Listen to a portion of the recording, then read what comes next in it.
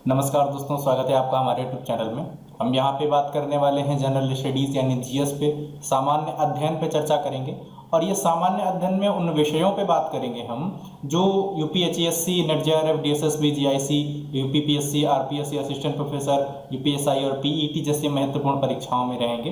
तो अगर आपको हमारे Telegram, Facebook, Instagram, Twitter join करना है तो @गुरुचेला एकेडमी नाम से इसे सर्च करेंगे, आपको वहाँ से मिल जाएगा। तो आज का जो हमारा जो टॉपिक है वो पॉलिटी एंड गवर्नेंस यानी राजनीति और प्रशासन में से है। सेट 1 पे बात करेंगे। सभी प्रकार के नोट्स, पीडीएफ, प्रश्नोत्तरी के लिए आप सीधे सीधे हमारे कॉन्टैक्ट नंबर पे संपर्क करें। चलिए प्रारंभ करते हैं बिना समय गंवाए हुए।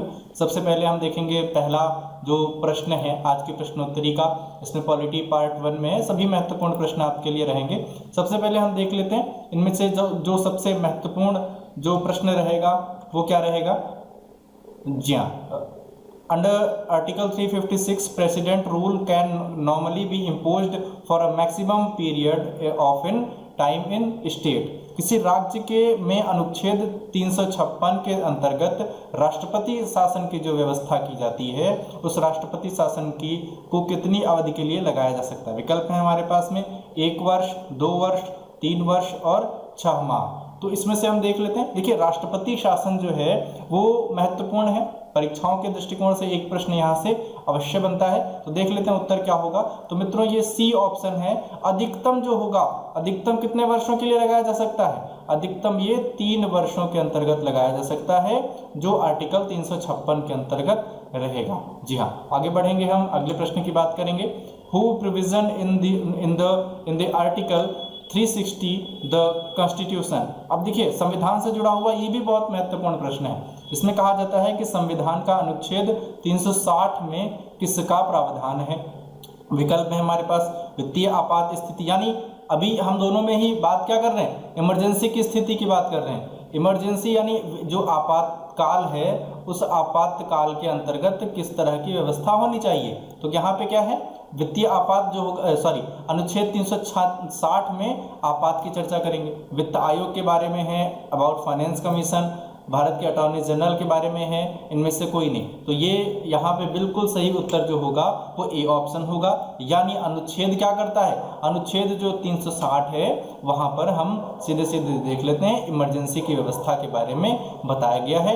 और वित्तीय आपात यानी इम्प्लीमेंटेशन ऑफ फाइनेंशियल इमरजेंसी, यानी यह क्या होता है, यहाँ पे फाइनेंशियल इमरजेंसी के बारे में होता है, जब बहुत अधिक मंदी या ऐसी स्थितियां आ जाती हैं जहां पर हमें इस तरह का वित्तीय आपात लगाने की आवश्यकता पड़ती है। आगे बढ़ेंगे हम, अगले प्रश्न की चर्चा करेंगे। बात करेंगे under which provision of the constitution the government of India offers Bharat Ratna, Padma Vibhushan, ETC ornaments. संविधान के किस अनुच्छेद के अंतर्गत ये प्रावधान है कि भारत सरकार द्वारा जो भारत रत्न है, पद्म विभूषण है और ये आदि अलंकार प्रदान किए जाते हैं। आदि अलंकार यानी पुरस्कार प्रदान किए जाते हैं। उनमें से देख लेते हैं आर्टिकल 23, आर्टिकल 19, आर्टिकल 18 और आर्टिकल 20। जी हाँ, तो ये जो प्रावधान है इसके लिए सी ऑप्शन होगा।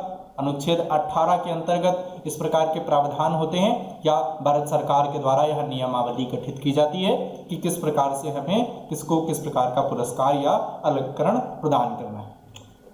अब देखते हैं अगला प्रश्न क्या है, बहुत महत्वपूर्ण है, यह प्रश्न भी बहुत महत्वपूर्ण है। इनमें से कौन सा फंडामेंटल राइट नहीं है। फंडामेंटल राइट हमारे पास में विकल्प है शिक्षा का अधिकार, राइट टू एजुकेशन, समानता का अधिकार, राइट टू इक्वालिटी, स्वतंत्रता का अधिकार, राइट टू फ्रीडम एंड संपत्ति का अधिकार, राइट टू प्रॉपर्टी। तो मित्रों, ये बहुत अच्छी तरह से जान लें, जो संपत्ति का अधिकार है अब वह अधिकार मौलिक अधिकारों या फंडामेंटल राइट्स के अंतर्गत नहीं आता है। इसलिए बिल्कुल सही उत्तर कौन सा होगा, डी ऑप्शन होगा। यानी हमें संपत्ति का अधिकार विकल्प का चुनाव ही करना था। आगे बढ़ेंगे हम, अगले प्रश्न की चर्चा करेंगे। अब इसमें हम बातचीत कर लेंगे, बहुत महत्वपूर्ण ये भी प्रश्न है कि मौलिक अधिकारों के बारे में सुनवाई करने का जो अधिकार है वो किसको है। इसके लिए हम क्या करेंगे, ये अधिकार जो है ये किसको दिया गया, सर्वोच्च न्यायालय को दिया गया, उच्च न्यायालय को दिया गया, प्रधानमंत्री को दिया गया या फिर सर्वोच्च और उच्च दोनों ही न्यायालयों को प्रदान किया गया। जब भी आपके मौलिक अधिकारों का हनन होगा यानी फंडामेंटल राइट्स का हनन होगा तो हम क्या करेंगे, सबसे पहले जाएंगे उच्च न्यायालय के पास, हाईकोर्ट जो आपका होगा, और हाईकोर्ट से अगर आपकी समस्या का निदान नहीं होता तो हम वहाँ से फिर सर्वोच्च न्यायालय यानी सुप्रीम कोर्ट SC की तरफ बढ़ेंगे। तो सबसे पहले कहाँ जाएंगे हम? HC यानी हाई कोर्ट। अगर यहाँ पर भी हमारे मुद्दे पर सुनवाई नहीं होती तो हम क्या करेंगे? सुप्रीम कोर्ट जाएंगे, वहाँ पे हम याचिका यानी रिट जारी करेंगे और उसके माध्यम से हमारा जो समस्या का समाधान है वो हमें प्राप्त होगा। आगे बढ़ेंगे, अगले प्रश्न पे देख लेते हैं। Parliamentary system of India is based on which country parliamentary? जी हाँ, भारत की जो संसदीय व्यवस्था है वो संसदीय व्यवस्था कौन से देश की व्यवस्था के आधार पर ली गई? क्योंकि हमारा जो संविधान है वहाँ पर बहुत सारे देशों के संविधान को ध्यान में रख करके उन पर चिंतन मनन करते हुए बहुत ही जगह जगह से कुछ चीज़ें जो व्यवस्थाएं उच्च कोटि की मानी गई उनको अपने संविधान में संलग्न किया गया। अब देख लेते हैं महत्वपूर्ण क्या है। भारत की जो संसदीय व्यवस्था है वो कहाँ से है? संसदीय व्यवस्था के लिए हमारे पास विकल्प है। ए ऑप्शन है कनाडा, ब्रिटेन, फ्रांस और America. The right answer for this question is B option, Britain. यानी हम ये संसदीय व्यवस्था कहाँ से प्राप्त करते हैं? ब्रिटेन से हमें ये संसदीय व्यवस्था हमारे संविधान, भारतीय संविधान में धारण की गई। भारत का संविधान सबसे बड़ा, सबसे लंबा लिखित संविधान के रूप में जाना जाता है और वहाँ पर बहुत ही अधिक अनुच्छेद हैं। फिर भी हम आगे देखते हैं अगले प्रश्न के बारे में। अगला प्रश्न हमारे पास में है, जी हाँ, भारत राज्य के नीति निर्धारित सिद्धांतों को किस देश के संविधान से ग्रहण किया गया? यानी प्रिंसिपल जो ये adopted principle of policy of the state of India हमारे पास विकल्पों के रूप में है दक्षिण अफ्रीका, आयरलैंड गणराज्य, रिपब्लिक ऑफ आयरलैंड, वाइमार गणराज्य, जर्मनी या फिर उपर्युक्त सभी। बहुत आसान सा प्रश्न है लेकिन परीक्षाओं के दृष्टिकोण से महत्वपूर्ण है। आयरलैंड से जो नीति निर्देशक तत्व है, नीति निर्देशक सिद्धांत हैं, उनको सीधे स्वीकार किया गया। आगे बढ़ेंगे, अगले प्रश्न की चर्चा कर लेते हैं। Which part of Indian constitution ensures freedom of press? यानी प्रेस की स्वतंत्रता, जो प्रेस है, जो प्रेस की स्वतंत्रता है वो हमारे भारत में किस संविधान से इसको स्वीकार किया गया? अनुच्छेद, जी हाँ सॉरी, किस अनुच्छेद के अंतर्गत रखा गया? अनुच्छेद 21, अनुच्छेद 18, 16 और 19। तो बहुत आसान सा प्रश्न है। हम ये सभी आर्टिकल जो हैं इन पर देखेंगे, विचार करेंगे। डी ऑप्शन होगा। और अनुच्छेद 19 के अंतर्गत हम ये जानेंगे कि भारतीय संविधान में प्रेस की स्वतंत्रता को सुनिश्चित करता है, इंश्योर करता है। आगे बढ़ेंगे, अगले प्रश्न की चर्चा करेंगे। The concurrent list of first implemented, यानी समवर्ती सूची पहली बार कब लागू की गई? समवर्ती सूची वह होती है जिसमें राज्य और केंद्र ऐसे विषयों को रखा जाता है जिस पर राज्य और केंद्र दोनों को कानून बनाने की नियमावली या दोनों के द्वारा उन पर अपने अपने अधिकार क्षेत्र रहते हैं। भारत सरकार अधिनियम 1919 के द्वारा, भारत सरकार अधिनियम 1935 के द्वारा, भारतीय संविधान जो कि 1950 में लागू हुआ, या फिर राज्य पुनर्गठन अधिनियम 1956 में लागू हुआ। तो ये बिल्कुल सही होगा बी ऑप्शन। यानी जिसको हम भारतीय संविधान में अगर हम देखें तो 1935 को हम क्या कहते हैं मित्रों? मिनी कॉन्स्टिट्यूशन कहते हैं। क्या कहते हैं? मिनी कॉन्स्टिट्यूशन कहते हैं, यानी मिनी संविधान के रूप में हम इसको जानते हैं। तो ये महत्वपूर्ण है। जो भारत का लघु संविधान है, यहाँ पर बहुत सारे ऐसे अमेंडम हैं, बहुत सारे ऐसे एक्ट हैं जिनको हम सीधे सीधे अपने संविधान यानी 1950 में संलग्न करते हैं। जी हाँ, और यहीं पर सर्वप्रथम फेडरल कोर्ट की स्थापना की गई, ये भी महत्वपूर्ण है। यहीं से क्या होता है, जो फेडरल कोर्ट जिसको हम वर्तमान समय में सुप्रीम कोर्ट कहते हैं, तो ये फेडरल कोर्ट की भी स्थापना होती है। 1935 बहुत ही एक लंबी प्रक्रिया है, उस पर हम विशेष चर्चा हमारी जो प्लेलिस्ट है पॉलिटी से रिलेटेड, राजनीति और प्रशासन से रिलेटेड, वहाँ पर हम डीप डिस्कशन कर चुके हैं। यहाँ पे सीधे सीधे प्रश्नों की चर्चा करते हैं। आगे बढ़ेंगे हम। Who has called the constitution और सैक्रेड डॉक्यूमेंट, यानी संविधान को एक पवित्र दस्तावेज यानी सैक्रेड डॉक्यूमेंट कह करके संबोधित किया?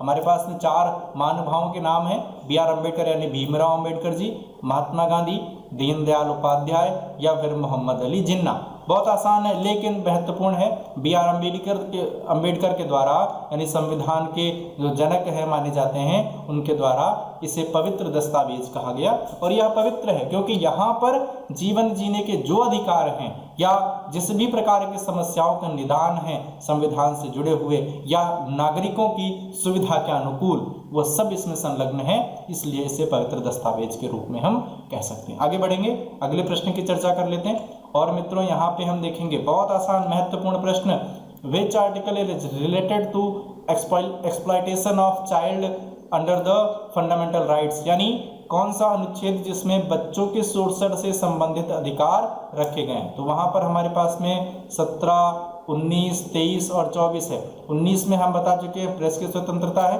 बिल्कुल सही उत्तर डी ऑप्शन होगा। यानी यहाँ पे क्या है, अनुच्छेद 24 को हम इसमें मानेंगे जिसमें बच्चों के शोषण से संबंधित अधिकार दिए गए हैं, मौलिक अधिकारों को वर्णित किया गया है। आगे बढ़ेंगे, अगले प्रश्न की चर्चा कर लेते हैं। और मित्रों अगला प्रश्न भी बहुत महत्वपूर्ण है, यहाँ पर भी जो चिंतन करना है वो हमें अल्पसंख्यकों के हितों के लिए जो हमारे संरक्षण दिए गए, अल्पसंख्यकों के लिए जो हमारे संविधान में कुछ महत्वपूर्ण तथ्य अंकित किए गए उनके लिए। और विकल्प है हमारे पास अनुच्छेद 32, आर्टिकल 29, आर्टिकल 24, आर्टिकल 14। ये बिल्कुल सही उत्तर जो होगा इससे संबंधित वह हमें भी बताना था। यानी हमें क्या बताना था, आर्टिकल 29 को बताना था कि इसमें अल्पसंख्यकों के बारे में, यानी ये सीधे सीधे यहाँ पे दिया हुआ है अनुच्छेद में क्या है, अल्पसंख्यकों के बारे में वर्णन है, माइनॉरिटीज के बारे में वर्णन किया गया है। नेक्स्ट हम देखेंगे, अगला प्रश्न है बहुत महत्वपूर्ण है, मौलिक कर्तव्यों के बारे में चिंतन करेंगे और आपको बताना है कौन से अनुच्छेद में मौलिक कर्तव्यों की चर्चा की गई। तो मौलिक कर्तव्यों की चर्चा करने के लिए हमारे पास में 51A, 50A, 49A, 48A, इसमें बिल्कुल सही उत्तर होगा ए ऑप्शन, यानी 51A जो है इसमें ही मौलिक कर्तव्यों के बारे में यानी फंडामेंटल ड्यूटीज के बारे में। तो मित्रों फंडामेंटल ड्यूटीज की तो हम बात कर रहे हैं, मौलिक कर्तव्य यानी इसके लिए जो हमारी ड्यूटीज हैं कि व्यक्ति के लिए, नागरिक के लिए कुछ मौलिक कर्तव्य भी होते हैं जिनके लिए किसी प्रकार का अधिनियम है नहीं है, बल्कि वह अपनी स्वतंत्रता है कि हमारा उद्देश्य है, हमारी यह जिम्मेदारी बनती है कि अमुक अमुक कार्य हमें अवश्य करने चाहिए। आगे बढ़ेंगे हम, हमारे पास में बहुत महत्वपूर्ण तथ्य है जो राज्यसभा लोकसभा के सेशन से रिलेटेड है। यानी हम देखेंगे कि संयुक्त अधिवेशन जो लोकसभा और राज्यसभा का है ये बहुत ही कम देखने को मिलता है, लेकिन ये संयुक्त अधिवेशन के विषय में किस प्रकार का प्रावधान है और कौन से अनुच्छेद में इसको रखा जाता है। अनुच्छेद क्रमांक 105, 110, 108 और 101। बहुत आसान, बिल्कुल सही उत्तर जो होगा इससे संबंधित वो हमें बताना है सी ऑप्शन, यानी अनुच्छेद संख्या 105 में बताना था कि ये क्या है, ये लोकसभा और राज्यसभा के संयुक्त अधिवेशन को वर्णित करता है। नेक्स्ट क्वेश्चन देख लेते हैं, बहुत आसान है लेकिन इसमें देखेंगे अनुच्छेद 75, 74, 73 और 72 जिसमें मंत्रीगण सामूहिक रूप से लोकसभा के प्रति उत्तरदायी हैं। Under which article of constitution ministers are collectively responsible to the Lok Sabha. Now the right answer for this question is A option, यानी आर्टिकल 75 कहता है कि मंत्रीगण सामूहिक रूप से, जी हाँ, सामूहिक रूप से जो लोकसभा है उसके प्रति उत्तरदायी होते हैं, रिस्पॉन्सिबल होते हैं। तो हमारे इस सेशन को आप ज्वाइन करिए, कैसा लगा आपको हमें कमेंट बॉक्स में बताइए। यूट्यूब, फेसबुक, टेलीग्राम, व्हाट्सएप सभी माध्यमों से हम आपके साथ जुड़े हुए हैं। सब्सक्राइब करें, लाइक करें, शेयर करें, बेल आइकन प्रेस करें। बहुत बहुत धन्यवाद।